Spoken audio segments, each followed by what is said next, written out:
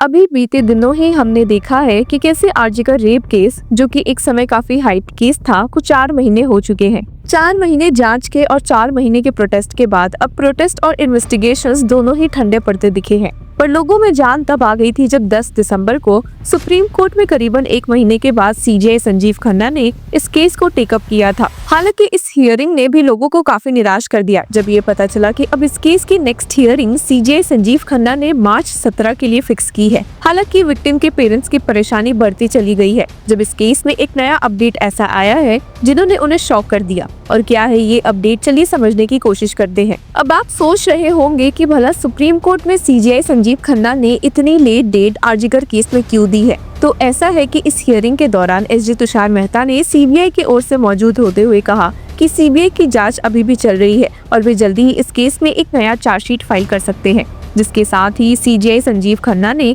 पाया कि special CBI court इन सियालदा में चल रही ट्रायल 1 महीने के अंदर खत्म हो सकती है, जिसमें कि प्रोसिक्यूशन की तरफ से 81 विटनेसेस में से 43 विटनेसेस के स्टेटमेंट्स रिकॉर्ड किए गए हैं। लेकिन इस केस की स्लो पेस की वजह से विक्टिम के पेरेंट्स काफी दुखी दिखे हैं, जिन्होंने अभी बीते दिन सेंटर पर भी एक उंगली उठाई थी कि जहां वे इस केस में इनिशियली काफी एक्टिव थे, वहीं अब बीजेपी का स्टांस चेंज हो गया है। विक्टिम के फादर ने कहा भी है कि उन्होंने पूरा दिन कोलकाता में अमित शाह का इंतजार किया था जब वो वहाँ मौजूद थे, लेकिन उनसे कुछ मिनट्स भी मिलने का मौका नहीं मिला। बीजेपी के स्टेट प्रेसिडेंट सुकंता मजुमदार ने तो उन्हें बेसिक ह्यूमन डिसेंसी भी नहीं दिखाई थी। केस ने एक बड़ा पेचीदा टर्न ले लिया है, जहां अब सीबीआई की मुश्किलें और बढ़ जाएंगी, क्योंकि बीते दिन सियालदा कोर्ट ने फॉर्मर ऑफिसर इंचार्ज ऑफ ताला पुलिस स्टेशन अभिजीत मंडल और आरजीकर मेडिकल कॉलेज और हॉस्पिटल के एक्स प्रिंसिपल संदीप घोष को बेल दे दी है in the rape and murder case of on duty doctor. ये डेवलपमेंट इसलिए भी देखने को मिली है क्योंकि सीबीआई इस केस में उनके खिलाफ एक चार्जशीट फाइल नहीं कर पाई और कुछ खास एविडेंसेस नहीं शो कर पाई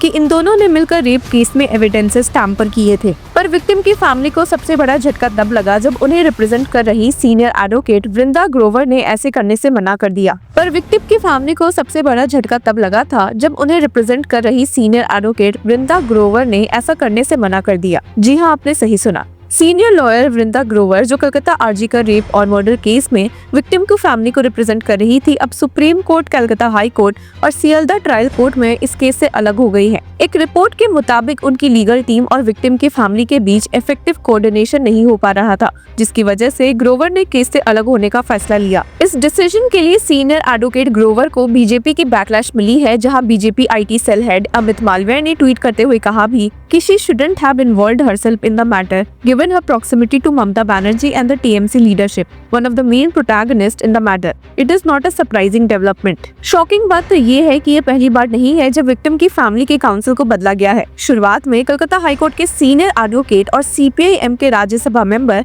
विकास रंजन भट्टाचार्य विक्टिम की फैमिली को रिप्रेजेंट कर रहे थे, पर विक्टिम के पेरेंट्स को दिल उदास करने की जरूरत नहीं है, क्योंकि अब उन्हें रिप्रेजेंट करने के लिए सीनियर एडवोकेट करुणा नंदी ने स्टेप इन किया है। सीनियर एडवोकेट नंदी और सब्यसाची चट्टोपाध्याय पहले ही joint platform of doctors West Bengal को रिप्रेजेंट कर रही है। ये एसोसिएशन स्टेट के सीनियर डॉक्टर्स का है जो जूनियर डॉक्टर्स के प्रोटेस्ट मूवमेंट को रेप और मर्डर केस के संबंध में सपोर्ट कर रहे हैं। इस साल ही सितंबर में हमने जूनियर डॉक्टर्स के मूवमेंट के काउंसिल को भी बदलते हुए देखा है। अक्लेम्ड लॉयर और सोशल एक्टिविस्ट इंदिरा जयसिंह ने सीनियर एडवोकेट गीता लुत्रा की जगह ले ली थी। अब आपको बता दें कि इस जांच में सीबीआई एक स्पेसिफिक टेस्टिमनी पर काफी जोर भी दे रही है। आरजीकर मेडिकल कॉलेज और हॉस्पिटल के लीडी जूनियर डॉक्टर, जो अगस्त में रेप और मर्डर की शिकार हुई थी, कि पोस्टमार्टम करने वाले फोरेंसिक एक्सपर्ट की टीम के एक डॉक्टर का बयान अब सीबीआई के लिए बहुत क्रूशियल बन गया है। ये डॉक्टर, जिसने पोस्टमार्टम के पहले विक्टिम के बॉडी की कुछ तस्वीरें ली थी, उनके बयान से पता चल रहा है कि केस के सबूतों के साथ छेड़छाड़ हुई थी या नहीं। जानकारी के मुताबिक इस डॉक्टर का बयान इसलिए खास जरूरी है क्योंकि उन्होंने फोरेंसिक टीम के कुछ और मेंबर्स के पहले के उस कोशिश का विरोध किया जिसमें वो इस ट्रेजेडी को सुसाइड बनाने की कोशिश कर रहे थे। डॉक्टर ने न सिर्फ इस बात का विरोध किया बल्कि अपने मोबाइल फोन पर विक्टिम के बॉडी की तस्वीरें भी ली। इन्वेस्टिगेटिंग ऑफिसर्स ने इन तस्वीरों को देख लिया है और फोरेंसिक एग्जामिनेशन के लिए भेज दिया है। सोर्सेज का कहना है कि इन्वेस्टिगेटिंग ऑफिसर्स का ये स्ट्रॉन्ग बिलीफ है कि फोरेंसिक टीम के इस डॉक्टर के एक्शंस की वजह से ही ट्रेजेडी को सुसाइड डिक्लेयर करने की कोशिश नहीं हो पाई। सीबीआई अब आरजीकर के फॉर्मर और कंट्रोवर्शियल प्रिंसिपल संदीप घोष और ताला पुलिस स्टेशन के फॉर्मर एसएचओ अभिजीत मंडल को भी इन्वेस्टिगेट कर रही है। इन दोनों पर इन्वेस्टिगेशन को मिसलीड करने और सबूतों के साथ छेड़छाड़ करने का आरोप है, जब इनिशियल इन्वेस्टिगेशन कोलकाता पुलिस कर रही थी। पर इन दोनों को मिली बेल के बाद सीबीआई नेक्स्ट कदम क्या उठा सकती है, हमें जल्द पता चलेगा। ऐसे आपको बता दें कि सुप्रीम कोर्ट ने लास्ट हियरिंग में नेशनल टास्क फोर्स की उन रिकमेंडेशंस को भी एक्नॉलेज किया जो हेल्थ केयर प्रोफेशनल्स की सिक्योरिटी इंप्रूव करने के लिए दी गई थी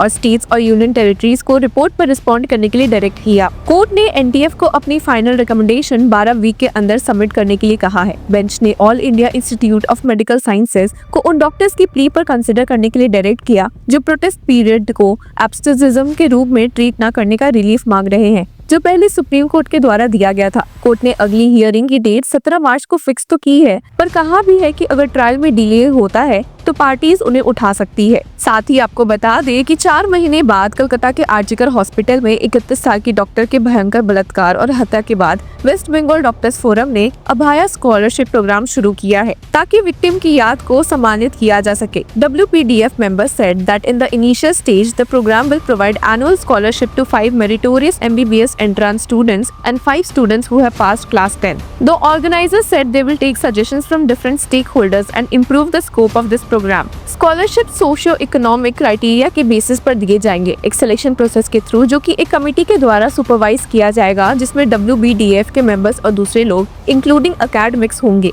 जो भी रिकमेंडेशंस कमेटी देगा, फोरम उन्हें सालों के दौरान इम्प्लीमेंट करने की कोशिश करेगा अगर फाइनेंसेस की सुविधा हो तो। अब इस केस के लेटेस्ट अपडेट से जुड़े रहने के लिए कीप फॉलोइंग लॉ चक्रा।